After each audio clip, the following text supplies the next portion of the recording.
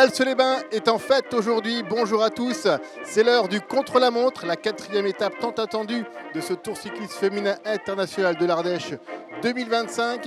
Cette 23e édition nous réserve un superbe contre-la-montre d'un peu plus de 20 km avec un Grand Prix de la montagne répertorié aux 2,5 km qui comptera pour le maillot à pois que Océane Mahé va essayer de défendre.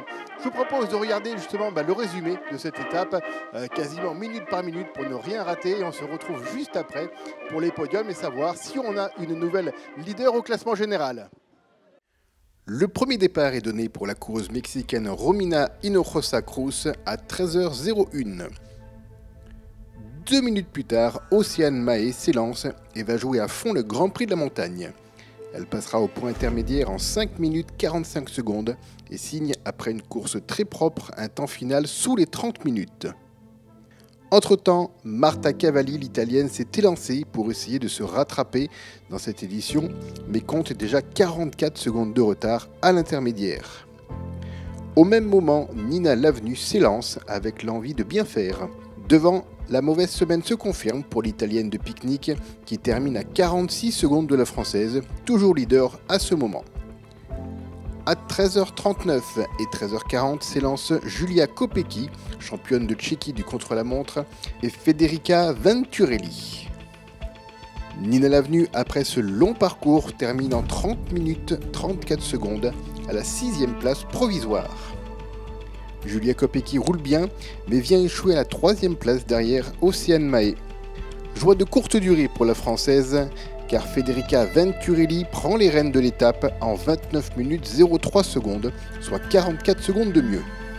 Lauren Dixon, partie à 13h51, a décidé de partir à fond et de jouer sur le Grand Prix de la montagne. Elle passera en tête à l'intermédiaire avec 9 secondes d'avance sur Océane Mahé. Elle terminera l'épreuve à 23 secondes de Venturelli, toujours leader provisoire. À mi-course, c'est Coralie Demey qui part. La coureuse de FDJ Suez, celle qui se mue en coéquipière pour l'instant, va réaliser un chrono de 30 minutes et 13 secondes, hors du top 10 provisoire. 2 minutes après la Française, Josie Nelson passe avec 41 secondes de retard sur Mahé, mais 3 secondes d'avance sur Venturelli à l'intermédiaire. Elle va prendre finalement la première place sur la ligne d'arrivée pour 8 secondes. Les coureuses Valentina Cavalar du team Arkea BNB Hotel et la championne d'Ukraine du contre-la-montre Yulia Biryukova du team Laboral s'élancent l'une derrière l'autre. Les deux coureuses font jeu égal dans l'intermédiaire, mais l'Autrichienne va faiblir dans le reste du parcours et terminera à 50 secondes du fauteuil de leader avant les favorites. Biryukova, elle, fait partie des prétendantes, mais il lui manquera 6 secondes pour détrôner Josie Nelson. Une autre coureuse Arkea se lance à 14h12. La Belge Lotte Klaus, elle, franchit le Grand Prix de la montagne en gérant l'effort et termine très fort car elle s'empare du fauteuil de leader provisoire en 29 minutes 00 secondes et 55 centièmes. Les favorites vont s'élancer toutes les 2 minutes. Monica Trinca-Colonel du team Liv Alula Jaiko s'élance pleine d'ambition. Vient le tour d'Evita Music qui, elle, voudrait limiter la casse pour encore bien figurer dans ce tour. L'Italienne prend la 3e place au Grand Prix de la montagne au temps intermédiaire à 12 secondes de Dixon et compte 18 secondes d'avance sur Lotte Klaus. Evita Music, elle, compte 16 secondes de retard au même endroit. Marion Bunel part à son tour avec l'écharpe d'Outsider et l'envie de confirmer le contre-la-montre de l'an dernier. Le team UAE s'élance avec 3 coureuses dont Maëva Squiban et Erika Magnaldi. Au même moment, la jeune coureuse du team Visma, Marion Bunel, pointe à 10 secondes à l'intermédiaire. Le moment du départ du top 3 avec Femke de Vries du team Visma marque aussi le passage de Squiban avec un retard de 7 dixièmes de retard sur Trinca Colonel à l'intermédiaire. Le team SD Works sort sa carte joker pour cette étape après l'abandon de Lotte Kopecky la veille. À 13h53, la championne des Pays-Bas s'élance. L'arrivée de Monica Trinca-Colonel va faire bouger le classement car elle va réaliser le meilleur temps en 28 minutes 40 secondes et 68 centièmes. Première coureuse du jour sous les 29 minutes. Eleonora Chabocco est avertie du temps au moment de s'élancer en dernier. Evita Music en termine aussi, loin, à 1 minute 20 de la néo-leader.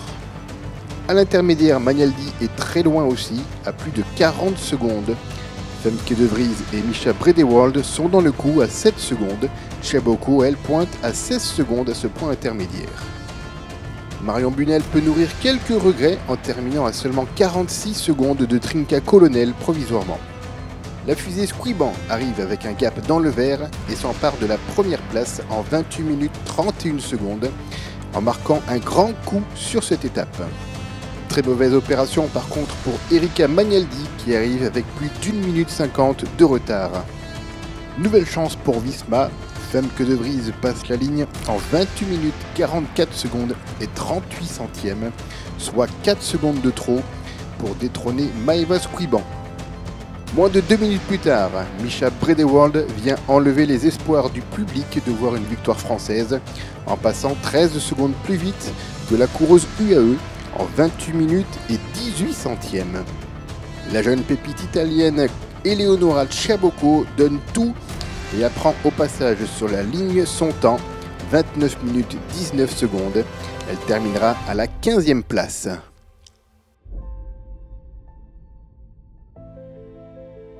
Mischa Bredewald remporte donc cette étape, la deuxième d'affilée.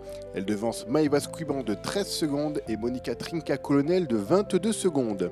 A noter également la très belle opération d'Églantine Rayet-Giraud qui termine 11e à 53 secondes.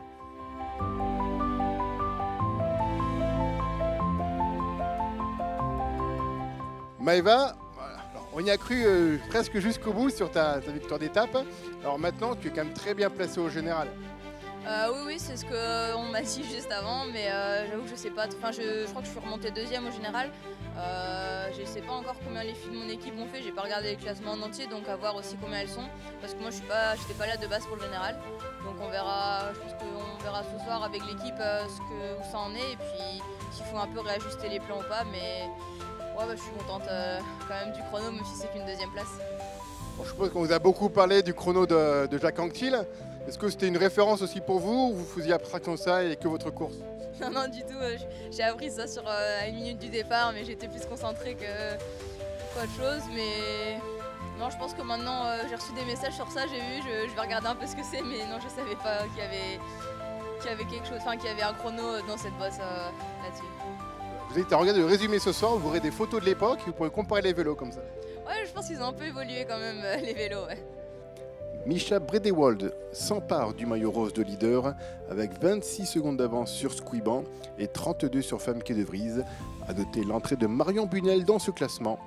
Et Vita Music pointe à 2 minutes 06. Mischa, one word about this ITT and your tactic for the two last stage. Oh, I'm really happy and I'm really relieved that I won today. It was the biggest goal of mine actually for this week, and to get it, yeah, it's very nice. I felt some pressure, but it's super nice to win a time trial in the national champion jersey.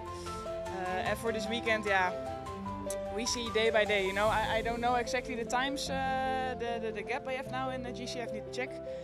And I think the climbs will be really honest, and yeah, we see. I mean, yeah, I can. To be honest, the week is already good, and if you can take it home, that would be great. We will see it day by day. Yeah, exactly. I mean, I don't know what the other teams are gonna do, and I don't know how I'm gonna feel on the climbs. So I'm gonna try. Eleonora Chabocco perd le maillot rose, mais conserve toujours son maillot blanc des jeunes. 11 secondes d'avance sur Victoria Schladonova et 31 sur Marion Bunel. Océane May résiste à l'envahisseur et conserve une journée de plus le maillot de la montagne pour un petit point. Avec 25 points d'avance, Mischa Bredewald prend une sérieuse option sur le classement final des sprints. C'est donc Mischa Bredewald qui endosse ce nouveau maillot rose grâce à ce contre-la-montre. Demain, On reprend un vélo un peu plus traditionnel puisque demain ce sera l'étape de la Lozère. 125,8 km à parcourir, 3100 mètres de dénivelé positif. Une étape entre Mende et le Mont Lozère avec entre autres la montée Jalabert à gravir. Nous aurons également le col du Goulet, le col de la Loubière et la côte de Malbru au programme. 7 Grands Prix de la montagne, 4 rushs et cette montée finale au Mont Lozère. Est-ce que Mischa Bredewald réussira à conserver son maillot rose? On le saura demain au terme de cette superbe étape. On espère que le temps aussi se maintiendra. En tout cas, bonne soirée à tous et à demain pour le résumé de cette 5e étape.